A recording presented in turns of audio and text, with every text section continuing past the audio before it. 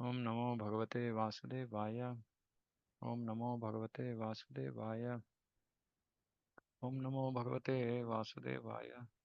Narayanam Namaskritya Naram Chaiva Narottamam Devim Saraswatim Vyasam Tato Jayamudire Ashtaprayeshu Bhadreshu Nityam Bhagavata Sevaya Bhagavate Ruttama Shloke Bhaktir Bhavati Naistiki Om Gnanatimirandasya Gnananjana Shalakaya Chakshurunmilitam Mena Tasmai Shri Gurave Namaha Namo Vishnu Padaya Krishna Preshthaya Bhutale Srimate Bhakti Vedanta Swamiti Namine Namaste Saraswate Deve Gauravani Pracharini Nirvishesha Shunyavadi Paschatya Deshatarine Jai Shri Krishna Chaitanya Prabhu Nityananda Shri Advaita Gadadhara Shivasadi Gaura Bhakta Hare Krishna Krishna Krishna Hare Hare Hare Rama Rama Rama Hare Hare.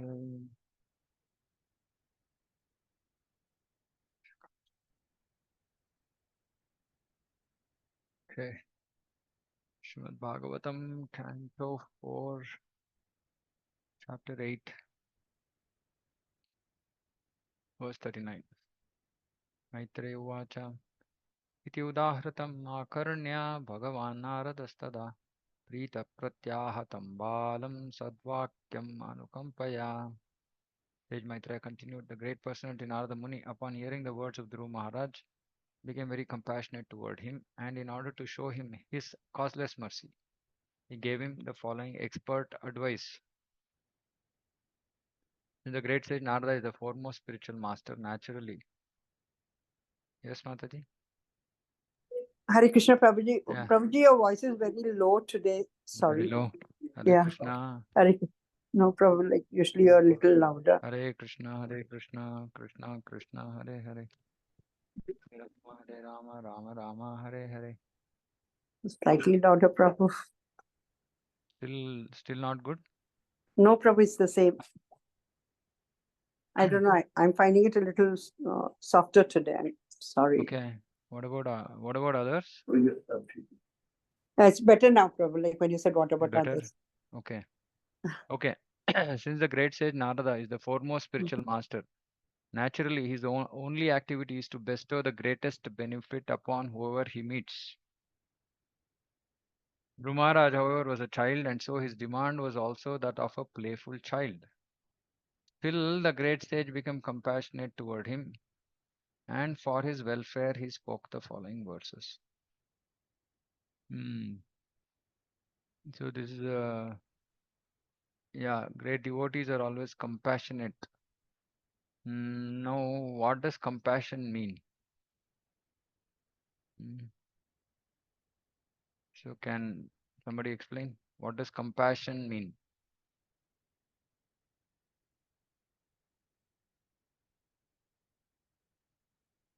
What does compassion mean? Hare Krishna, Prabhuji. Yeah. When you're sensitive to somebody, a good sense, and you want to help, you want to bring that person out from, if he's in a muddle, you want to pull him up. You show compassion. Okay. All this philanthropic work is mostly compassion. Okay. Then please distinguish spiritual compassion from material compassion. Yes, bro. Spiritual compassion, Prabhuji, when you understand you're not the body, you're the soul, and when you help the other person in front to understand this and move and to preach him that the goal of life is go back to Godhead. Okay. Be compassionate to the downtrodden. Okay. What about others?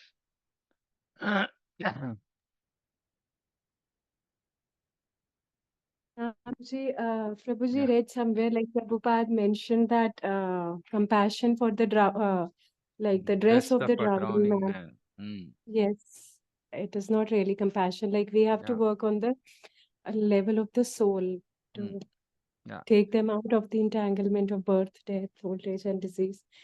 Okay. And mere compassion on the bodily level is not required. Okay. Yes. Okay. So let me ask a question, specific question. What if we don't see here what Narada Muni is doing? He's showing compassion and he's giving expert advice. What if we just do some namesake compassion. Namesake compassion means, for example, there's a beggar on the street, then I just want to give him 10 rupees and I'm done. That's my namesake compassion. But actually, it's not really compassion because that person might take that money and get drunk or whatever.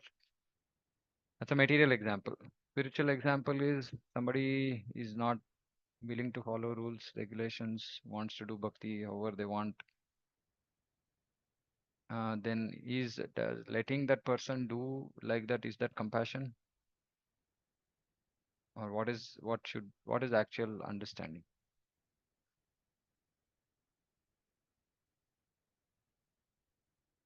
What should we do? No, Prabhuji. Basically, we should preach to them, like giving them 10 rupees or maybe 100 rupees won't help them. That money will not last forever. And he's stuck in this body. He's stuck with so many miseries. So we should enlighten him. That is the, like, Yeah, preaching is the sense. but enlightening, so think about this practically. This is not a theoretical question, right? So two scenarios. One is there's a beggar on the street. Okay, the other is there is somebody in Krishna consciousness. So two scenarios. Second is there's one in Krishna consciousness, but that person is not really wanting to follow anything properly, right? So what do we do? What is compassion in both these scenarios? One scenario, Ruchira Mataji, yes, you're saying, okay, don't give money, preach to him. Okay, now think about it. What should we do? Hare Krishna, Prabhuji. Yeah. Like giving a beggar or helping him out in that sort of a philanthropic work, it just keeps adding on to his woes. It doesn't help him out to go back to God. And you also get entangled in karma. Now, when you say like the person in front is not doing according to rules, what should you do? You should try to help him do it, and then again, if he's not willing to listen or something, it's better. It's better whatever he is doing. At least he's doing something which than not doing something. Prabhu, like there is कम से कम कुछ तो कर रहा है ना, नहीं करने से तो अच्छा है. Okay. And this the first question you asked is quite debatable, because sometimes Prabhu, you start getting carried away, and it becomes very, very difficult to get out of it. Okay. Can I relate something very personal? Yeah, please. Prabhuji, there was a film called Tali which had come, and it was on the eunuchs, you know. And somehow when I was scrolling it, I happened to get into it. And for almost a month, I was into so much of depression. Like, you know, it taught you about it was a eunuch, how they're kicked, how they're put into prostitution, how everybody takes advantage. And, you know, like, why you don't, people, you know, like, then, you know, this philanthropic work, like how she helped everybody out and all that. And it became so, I got so much stuck into it. Like my Prabhu wanted to help, I wouldn't listen. I said, why can't we help? Why can't we do this? Why Krishna? Like, you know, why can't then I took help of Mahananda Prabhu. And then, you know, very slowly he helped. And he said, see, what happens? It's their karma. You have to let them live what it is. You know, if you give them a Bhagavad Gita, they will not take it. Okay, I don't say you be like an animal. If you see somebody died, somebody's pelted with a stone, and you don't help them, take him to the doctor, do your bit, and then don't get involved. And if, as far as possible, give them prasadam. And then he related about mother trees. I asked him about mother trees at the same. I said she was giving non-veg all her life to the children. So you call her a saint, what happened? So he says she gets a lot of karma, and so do the children who eat it. And, you know, so in a way, we are putting them into a more harmful situation than actually is. Right. So Prabhu, the best way is to, as far as possible, give them prasadam and tell them to come to the temple, which they reluctantly or unwantingly do not want to come. So I don't know, Prabhu, like I'm telling you, it just sucked me in for a month, like, and thanks to Mahananda Prabhu, like I got out of it. Okay. Thank you. Okay. Okay. What about others?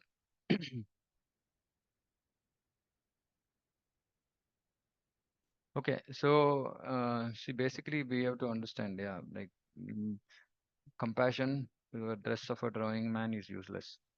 So it's the same example, right? So drowning man is anybody who's caught up, who is not in touch with Krishna consciousness in some way or the other, is a drowning man.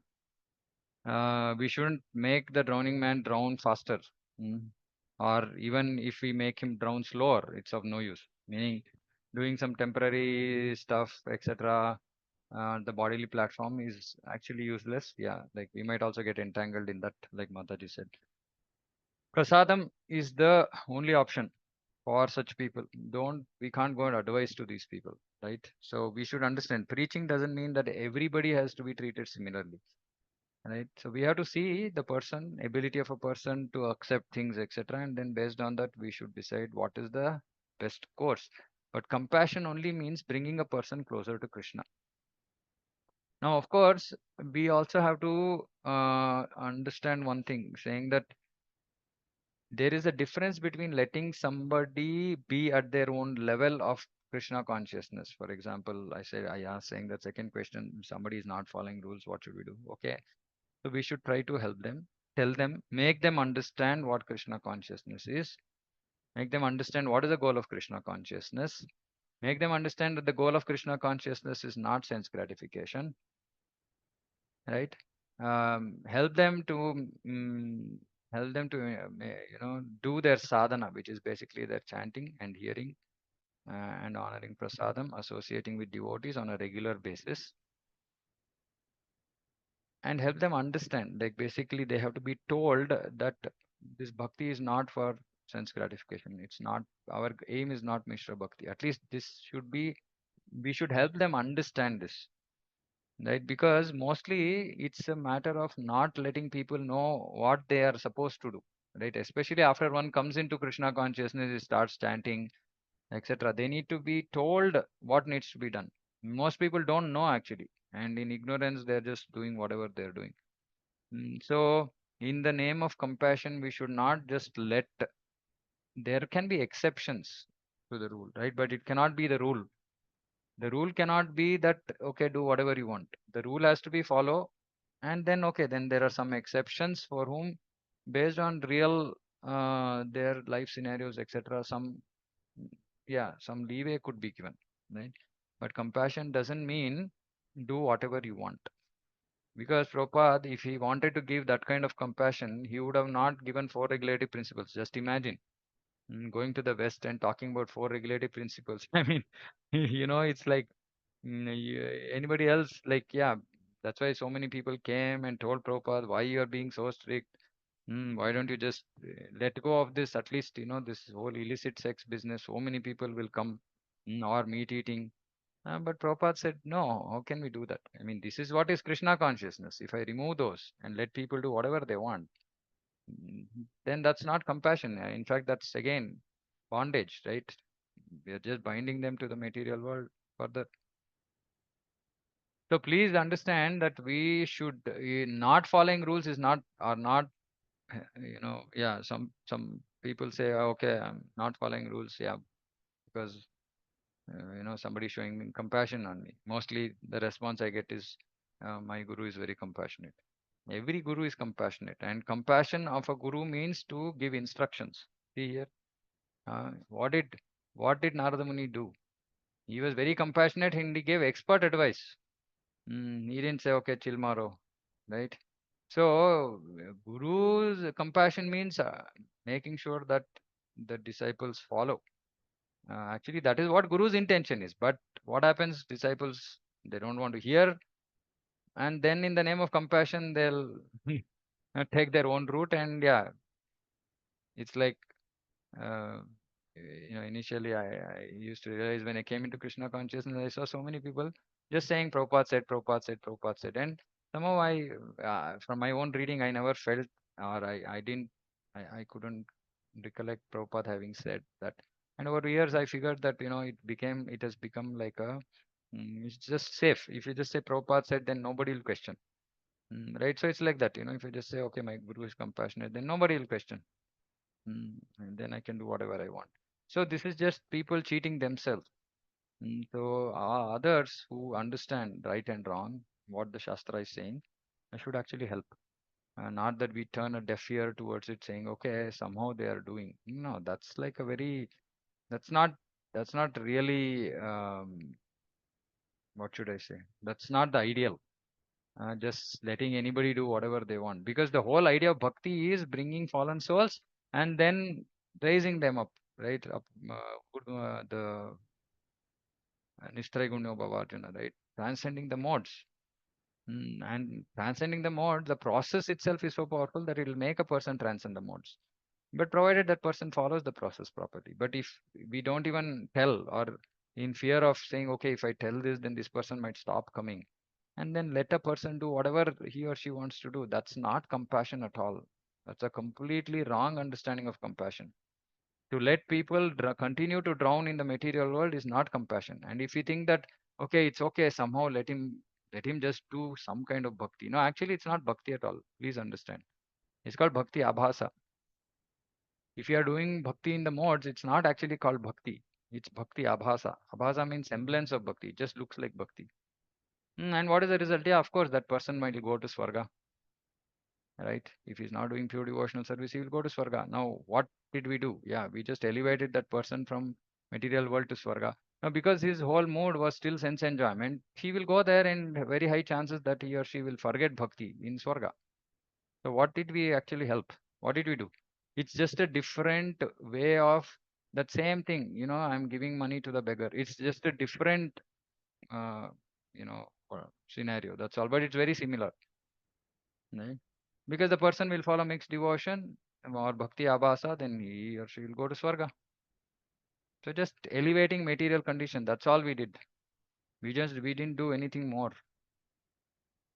Unless they hear, unless they understand, oh, Krishna is Supreme Person of Godhead, we have to serve Krishna. Mm. So we have to, but of course we should be realistic also. We should understand what is the fallen state of each individual, and we should be their preacher. That is why preacher's work is very, very challenging.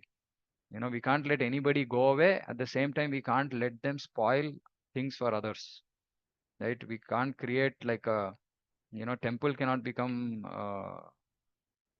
something else, right? Temple or center, whatever it is, it has to remain a temple. Just because, out of 50 people, 40 people don't want to follow anything, we can't change things completely, right? So, yeah, we should give a separate environment for them, maybe, more lightweight environment till they're able to come up. Not that we then create, okay, separate environment itself for them because they will never be able to accept what Prabhupada gave.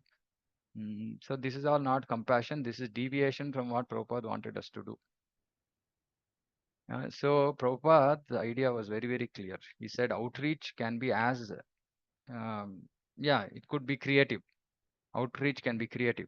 Creative meaning it doesn't have to be like paka pure devotional service. Yeah. You can do some concert, you can do some drama, you can do something else, blah, blah, blah. Bring people, outreach program. Bring people to Krishna consciousness, then give them prasadam, give them Bhagavad Gita, Bhagavatam, give them chanting, then they'll purify, then they'll come to the platform of pure devotional service, which is what ISKCON was. Now we can't say. We can't say that. So the idea is not just let people do whatever they want is not compassion. Let people do whatever they want to do is not compassion. Bringing them to the right platform is compassion.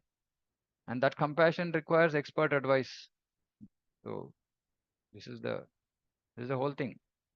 Right? See, some of these things are so grossly misunderstood in ISKCON today that it's very difficult to tell somebody. And then we have to give this example. Yeah, Narada Muni was very compassionate towards his disciple and he gave following expert advice. What did he say? Narada Vacha Jananya Vihita Panta Savai Nishreyas Sasya Te Bhagavan Vasudevastam Bhaja Tam Pravanatmanam. The great sage Narada told Dhruva Maharaj, the instruction given by your mother Suniti to follow the path of devotional service to the Supreme Personality of Godhead is just suitable for you. No, We should understand when this path of devotional service means only pure devotional service. Previously, there never used to be a concept of mixed devotion, or this sense gratifying devotion, or devotion on the modes, in the modes. So path was always a pure devotional. So you're saying you should therefore completely absorb yourself in the devotional service of the Lord. This is what is required. Now, irrespective of what somebody is doing, if we don't give him this instruction, saying completely absorb yourself in devotional service, then he will remain in the lower modes. Nothing can be done. So Narada Muni didn't give Dhruva Maharaj, oh, 5-year-old boy, poor thing, he wants some, he wants to achieve some biggest kingdom ever. He says, yes, completely absorb yourself in devotional service. Why? Because he didn't want Dhruva to retain this desire. Right? So he knew that by completely absorbing oneself in devotional service, all these desires will go off in course of time.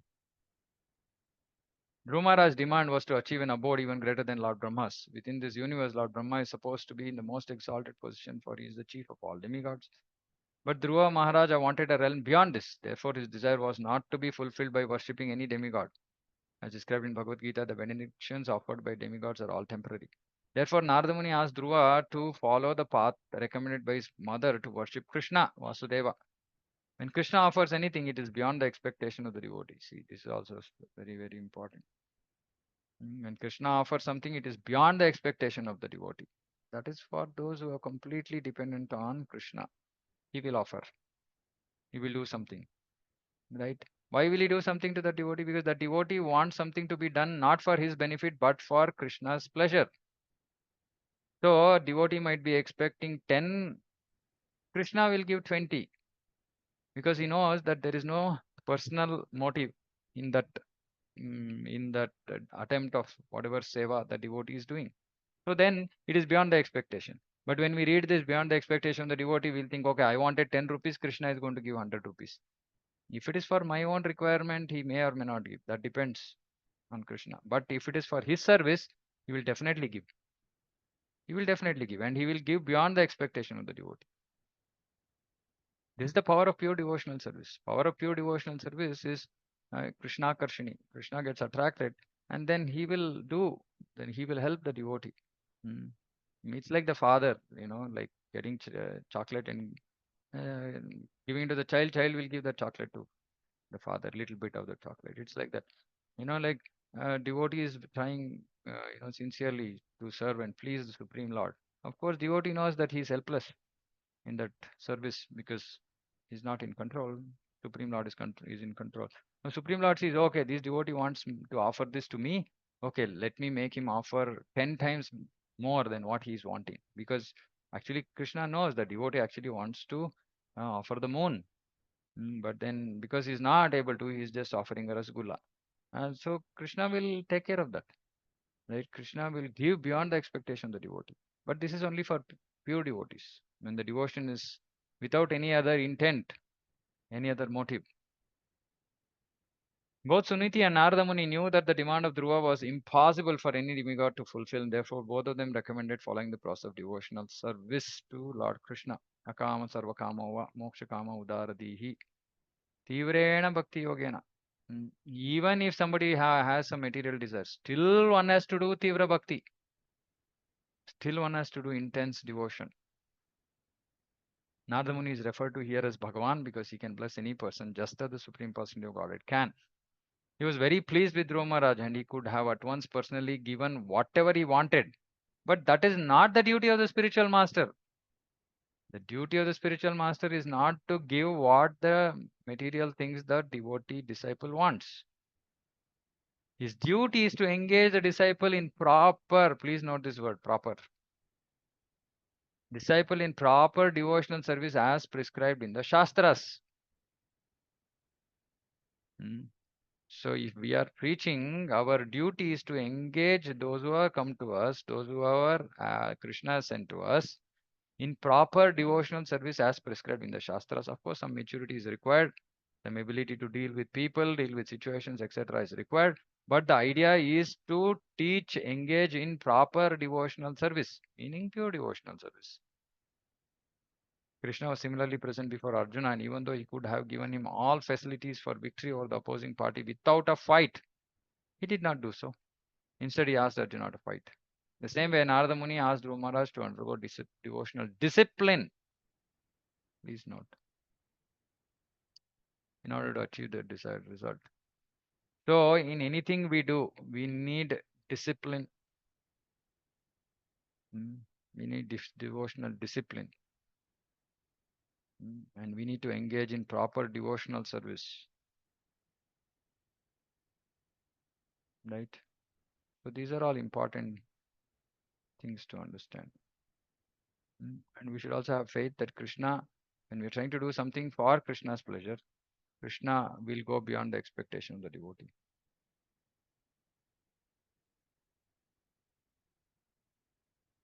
Yeah, so this is the key for all of us. Complete absorption in devotional service. And we have to come to this stage sometime in our life. Sometime. We cannot keep postponing it. Because if we keep postponing it, then we will postpone our going back to Krishna or serving him purely. Which means that one more life.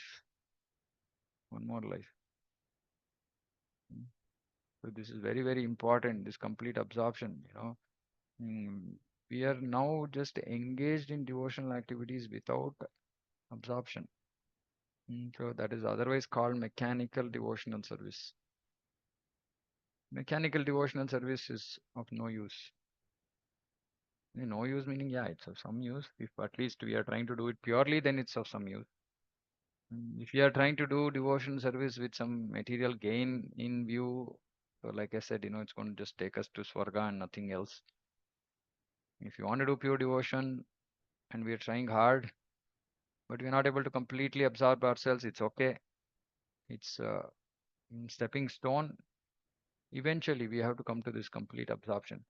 And now, maybe for the next 5 minutes, can devotees tell me how to get this complete absorption? How do we get to this? What should we do? What should we do to completely absorb ourselves?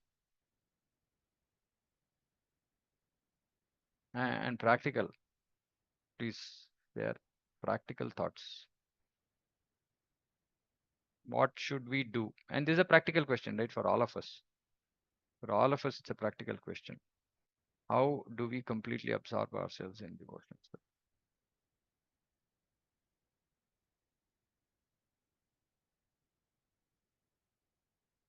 Yeah, and whatever answers you give should be something that you are also willing to follow.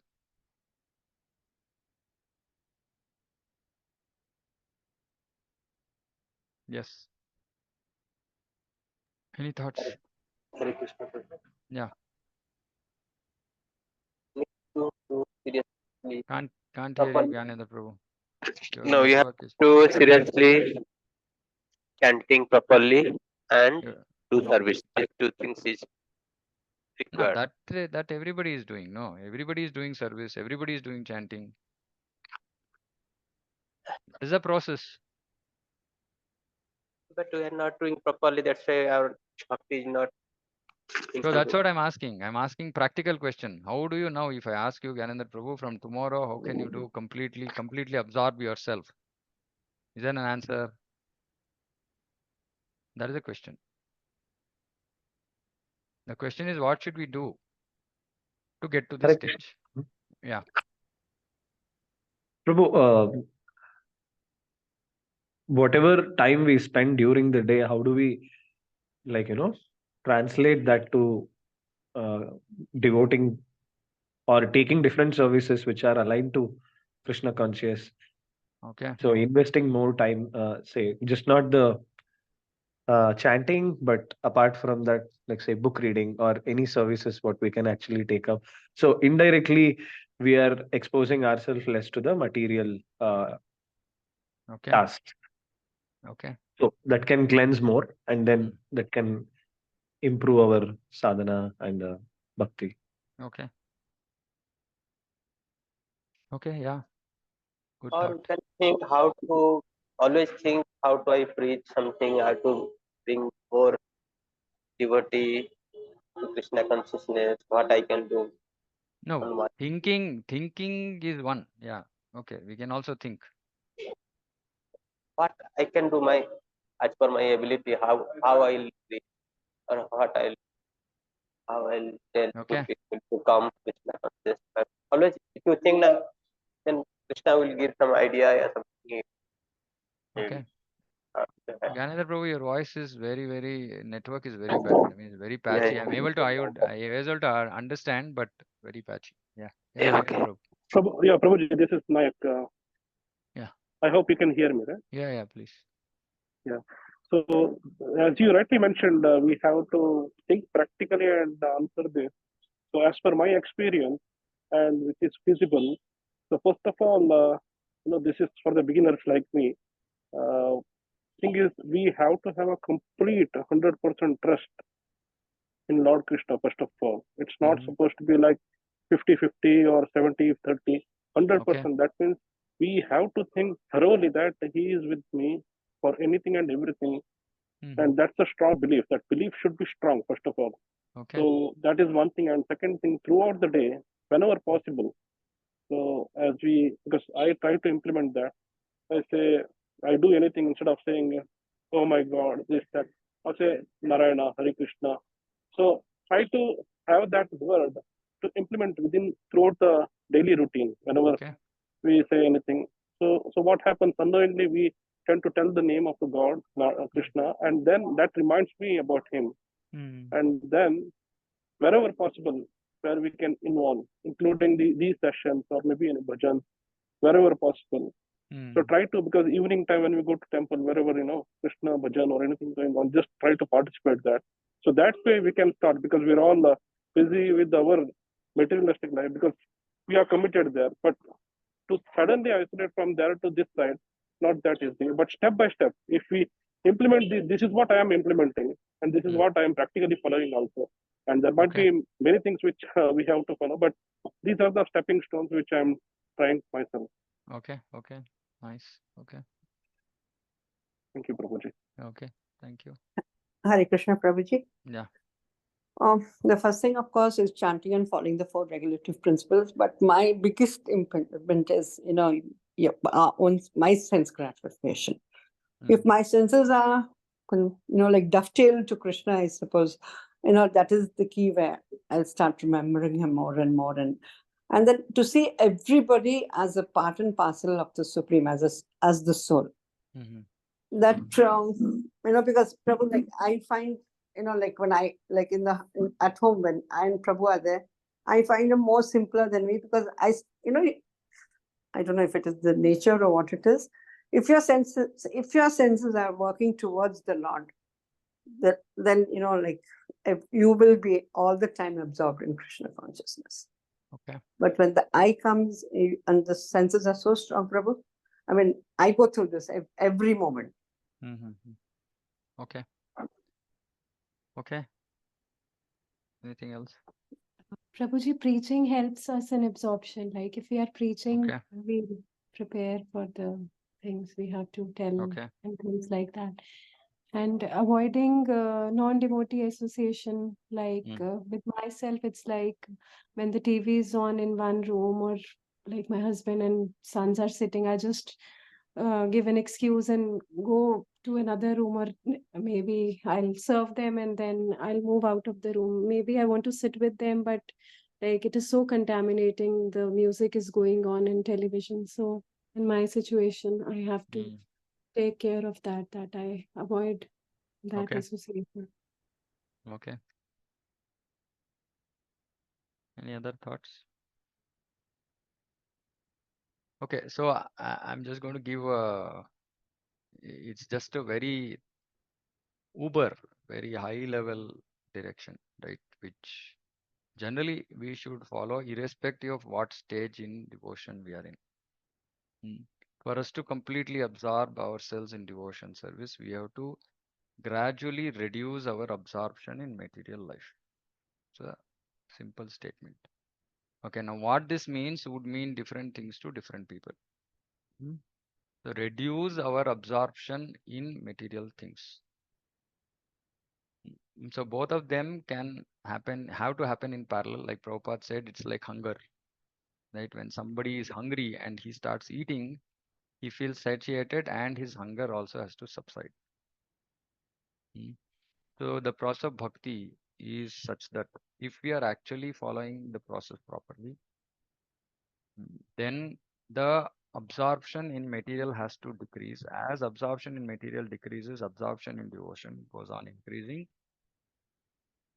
And then, yeah, each of us can have our own ways of absorption. Like for somebody it could be preaching, for somebody it could be garland seva, for somebody it could be management, for somebody it could be something else. But the crux of our problem is our material absorption. Because we are doing spiritual activities for 2 hours and materially being absorbed for 22 hours, it is inevitable that we become materially absorbed. Yeah, we can do those, like Nagendra Prabhu was talking about. Yeah, think about remember Krishna during the day, etc., etc. These things can be done, but all these will be very, very. It'll bring us to it'll help us. It'll bring us to gradual progress will happen, but um, the gradual progress sometimes becomes very gradual, too gradual. That it might almost like it might seem like we are not moving at all. So one thing we have to just understand is saying that for people outside, for karmis, normal persons who are not devotees, for them their life is to improve, increase their material absorption. That's their life, right? And for devotees, it has to be to increase, improve spiritual absorption. So, and each of us have to figure out, make those choices in life, because see, it's not, nobody will be sitting with us at every moment telling us what we should do, what we should not do, right? Of course, in some devotees' lives, even that is possible, and then that's great. But most of it is based on our shravanam, based on our reading. We have to bring certain things into practice in our life. If we don't do that, then we are not going to move.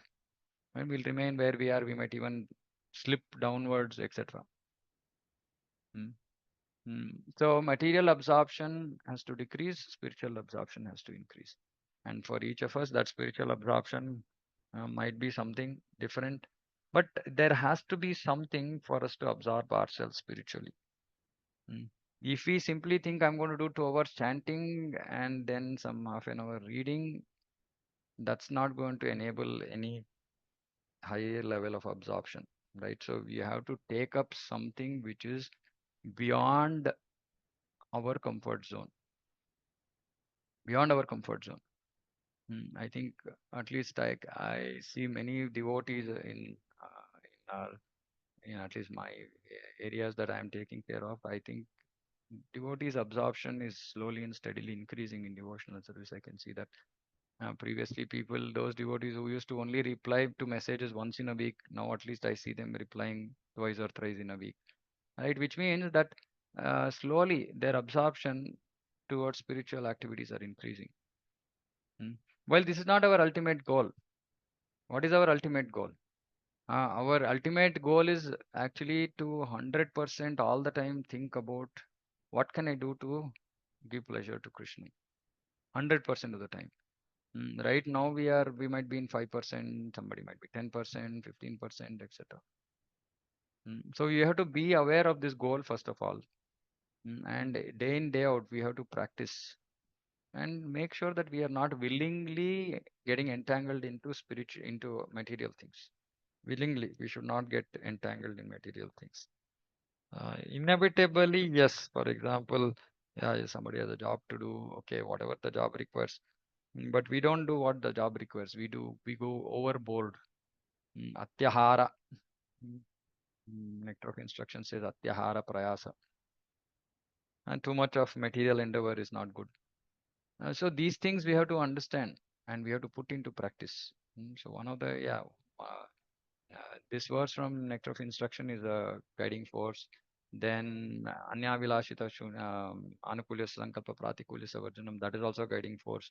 These sutras have to be used in our life so that we kind of maneuver our material life in such a way that it doesn't increase absorption, but it gradually decreases absorption and helps us to increase absorption in devotional service. So yeah, take up something beyond your comfort zone. Independent responsibility, that is the key. Taking up independent responsibility of something. It could be something as simple as, sweeping the temple floor. I remember when I came into Krishna consciousness, my first services was actually washing pots, sweeping, mopping area for setting up for a Bhagavatam class every Sunday and writing the board. This was my independent service. And that itself, I remember today how much I used to be absorbed in that. Right, thinking, okay, what time, okay, this one, so, so improvements in that service continuously, right? Um, and it actually helped me. And I used to do nothing else. I used to just come, do this, hear class, take prasadam, go home. I didn't know anybody else at that point of time. But fortunately, Krishna engaged me in some services which I became absorbed in. So we have to take up something, something big, something big. We can't say that my devotion is weekend to weekend, right? Okay, daily I'm doing whatever, chanting. During the morning I'm doing chanting. During the whole day I'm materially absorbed, materially absorbed, materially absorbed. 5 days, 5.5 days. Then half a day I'm giving for Krishna. That's okay. It's okay. It's not bad. It's better than not giving any time for Krishna. But that's not going to help us come to this complete absorption state. Complete absorption state means taking up some services. Like some devotees took up service of, getting us Lakshmi for Janmashtami. And then everybody, whoever did that, they could understand, oh, it was so absorbing. Just 1 month before Janmashtami, everybody had different services, and everybody was thinking, okay, how do I do it? I have so much work to do at office, and I also have to do this. That is absorption. And that has to continuously, gradually go on increasing. And then, like I keep saying, Varnashrama, right? So once we close Grihastha, enter Vanaprastha, there has to be zero material absorption and 100% spiritual absorption. For that, Grihastha life is like every day we have to build up towards this. So the way to do that is to take up something beyond our comfort zone. Okay. Okay, I think I'll stop here. Any questions, comments?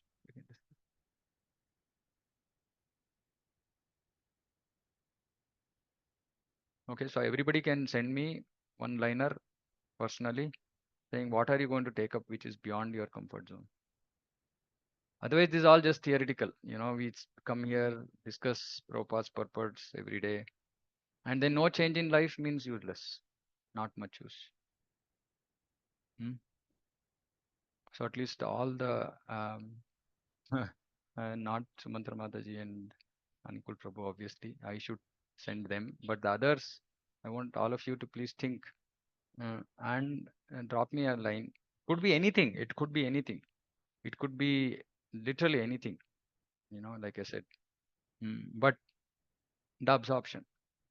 What is going to help increase your absorption in Krishna consciousness? So kindly, it's for your own benefit. Somehow, by Krishna's mercy, Guru's mercy, I keep getting into this situation every now and then. Every now and then, I keep redefining myself, my goals, what I need to do. Nobody needs to ask me. Somehow, that discipline is there for me. Right? If you also have that same discipline for yourself, then perfect. Then you don't have to share it with me or with anybody else. But if you are the ones who need pushing, so I'm trying to do this pushing business now. So I'm pushing you to tell me what is it that you will take up which is beyond your comfort zone. At least little beyond. May not be fully beyond. Maybe 5% beyond your comfort zone. Like for example, You can do, you can say clean whatever temple room once a week. Now you will say, okay, I'll clean the temple room twice a week, for example, something like that, just as an example. Okay. Okay. There's nothing else we can stop. So 2 important things for today. One is, please understand what compassion is. Second thing is, constantly endeavor to increase spiritual absorption. Okay. Close here. Srimad Bhagavatam ki jai, Jagadguru Srila Prabhupada ki jai. Shakalpaturu Krishna Prabhupada Sundara Bhavane Vaishnava Namo Namaha. Ananda Koti Vaishnava ki jai. Hare Krishna. Hare Krishna.